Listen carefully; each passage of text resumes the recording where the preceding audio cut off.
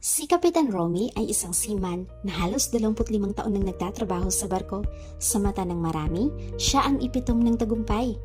Matagal sa abroad, mataas ang sweldo at laging may pasalubong kapag umuwi. Kapag vacation niya, siya ang bida sa kanilang lugar. Palaging may handaan, kain sa mamahaling restaurant at pabonggang regalo sa mga kamag-anak. Walang ipon si Kapitan Romy.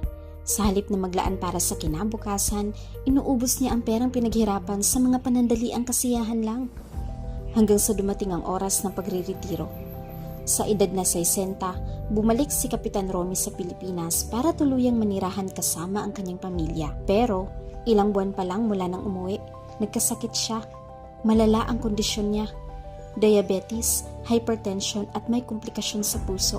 Kailangang regular siyang magpatingin sa doktor at bumili ng maintenance na gamot. Nang tingnan nila ang savings, wala. Kahit isang sentimo walang naiwan. Hindi na makapagsimula ng negosyo. Wala ng income at wala ring health insurance na magpapasa ng gastusin. Ang dating halakhak si mga handaan, napalitan ng iyak sa ospital.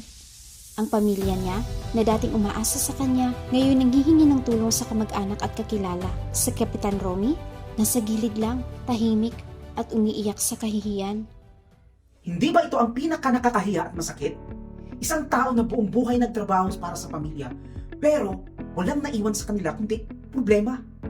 Ang dating bida ng barangay, ngayon nagmamakaawa para lang mairaos ang araw-araw. Paano mo maiwasan na maging tulad ni Kapitan Romy?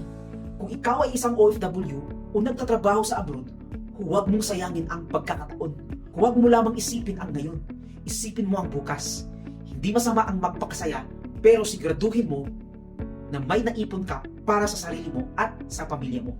Maglaan ng pondo para sa emergency, mag-invest at kumuha ng long-term healthcare. Tanong ko sa iyo, kung dumating ang araw sa pagretiro mo, ano ang gusto mong ipamana sa pamilya mo? Problema ba o seguridad? Kung mahal mo ang kinabukasan nila, mag-comment ka sa post na to at sabihin mo na mag-iipon ka na ngayon para sa pamilya mo. Simulan mo na ngayon ang pagbabago. Ang pera mo, gamitin ng tama, huwag sayangin.